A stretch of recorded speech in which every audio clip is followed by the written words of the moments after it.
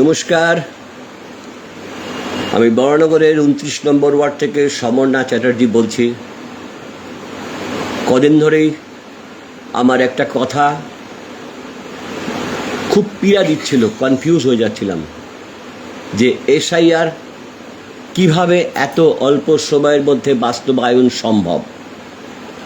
একটা লম্বা চওড়া নাম দিয়েছে এসআইআর, যার পুরো নাম স্পেশাল ইন্টেন্সিভ রিভিশন, অর্থাৎ ভোটার লিস্টের পুঙ্খানুপুঙ্খ সংশোধন।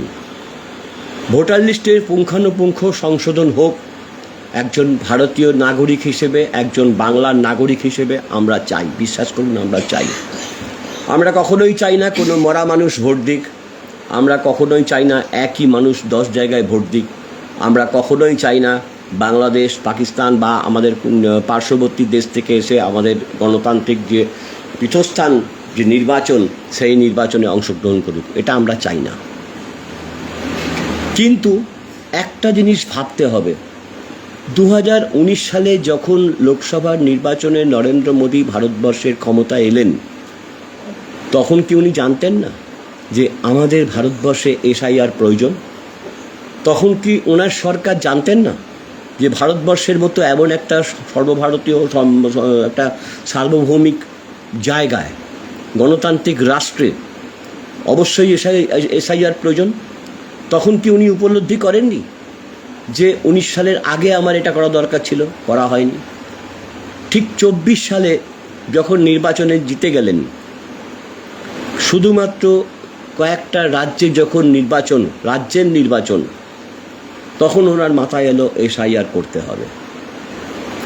এবার এই এত অল্প সময়, আপনারা সকলেই জানেন আমাদের 2026-এর মের মধ্যে আমাদের পশ্চিমবঙ্গ বিধানসভার নির্বাচন করতে হবে, কারণ মেয়াদ উত্তীর্ণ হয়ে যাওয়ার সম্ভাবনা থাকে। তাই আমাদের মে মাসের মধ্যে আমাদের নির্বাচন করতে হবে, যেটা বিহারের নির্বাচন খুব শিওরে হচ্ছে।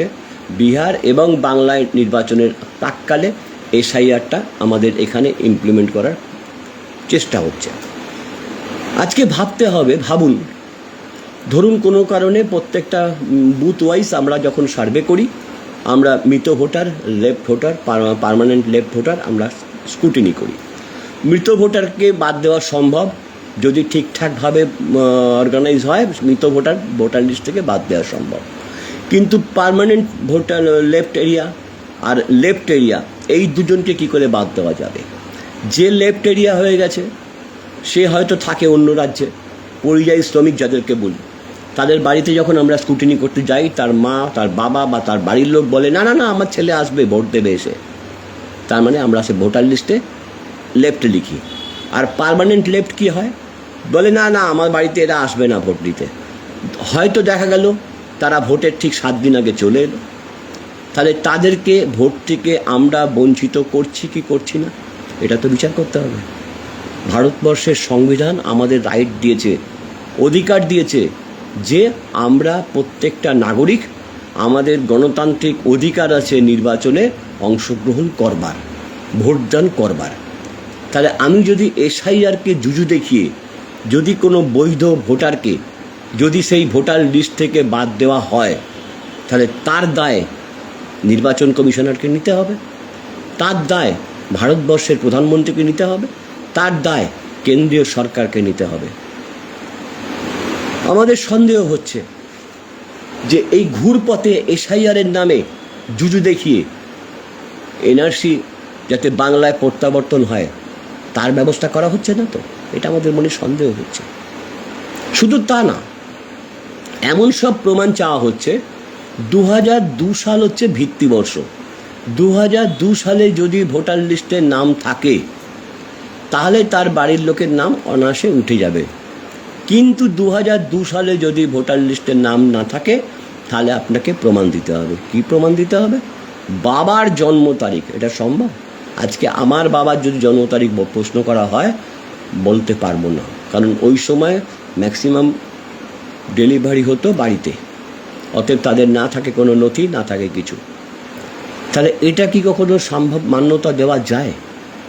অনেক রকম এরকম জল ঘোলা ব্যাপার আছে এই এসআইআরের মাধ্যমে, যার ফলে মানুষকে ভয় দেখানো হচ্ছে, যার ফলে মানুষের মধ্যে একটা প্যানিক তৈরি করে দেওয়া হচ্ছে। তাই আমাদের রাজ্য সরকার, আমাদের মুখ্যমন্ত্রী বারংবার বলেছে, যদি এসআইআর করতে হয় তাহলে করো আফটার স্টেট ইলেকশন, অথবা যদি এসআইআর করতে হয় তাহলে আগামী লোকসভা নির্বাচনের 3 বছর আগে থেকে করো। কারণ পুঙ্খানুপুঙ্খ এসআইআর করতে গেলে, প্রকৃত অর্থে এসআইআর করতে গেলে কমসে কম 3 বছর একটা সময় লাগে, একটা লম্বা প্রসেসের মধ্যে দিয়ে করে তবে এসআইআরটা করা সম্ভব।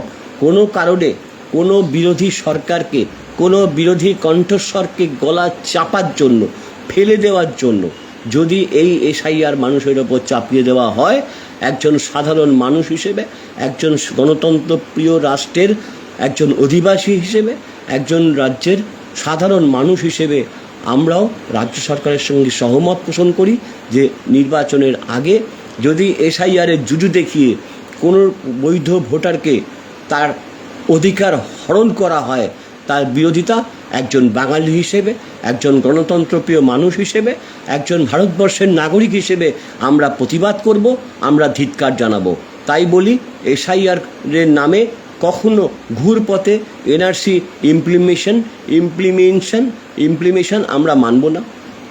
এসআইআরের নামে কোনোভাবে রাজ্য সরকার যারা বিরোধী কণ্ঠস্বর, সেই বিরোধী কণ্ঠস্বরকে শেষ করে দেওয়ার যে একটা অপপ্রয়াস, আমরা সেই অপপ্রয়াসটাকে মানব না।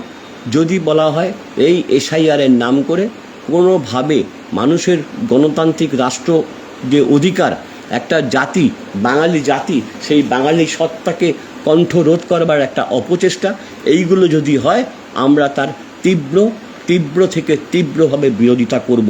তাই বলি, খুব সাবধান, কোনো ভারতবর্ষের গণতান্ত্রিক রাষ্ট্রে কোনো মানুষের যেন গণতান্ত্রিক অধিকার হরণ না করা হয়। তাই বলি, কোনো চিন্তা নেই, কোনো ভয় নেই। আগামী দিন নির্ভয়ে আপনার নিজস্ব যে আপনার এভিডেন্স আছে, আধার কার্ড, এটা সুপ্রিম কোর্টের মান্যতা আছে, প্যান কার্ড, রেশন কার্ড যদি না থাকে, আপনার যে কোনো রকম সরকারি প্রত্যয়িত সার্টিফিকেট, সেটারই মান্যতা পাওয়া যাবে। এবং এসআইআরের নামে যে একটা প্যানিক তুলে দেওয়া হচ্ছে মানুষের মধ্যে, তাতে ভয় ভীতি কখনোই পাবেন না। আপনার সঙ্গে আপনার সরকার রয়েছে। জয় হিন্দ। সকলে ভালো থাকবেন, সুস্থ থাকবেন। এবং যদি এসআইআর হয়, এসআইআরের যদি তীব্রভাবে যদি আপনার কাছে কোনো রকম কোনো অপপ্রয়াস, কোনো রকম কোনো অপশক্তি আপনার যদি কণ্ঠরোধ করতে চায়, নির্ভয়ে থাকবেন। আপনার সঙ্গে আপনার সরকার সর্বদা ছিল, সর্বদা আছে, সর্বদা থাকবে। জয় হিন্দ। সকলে ভালো থাকবেন।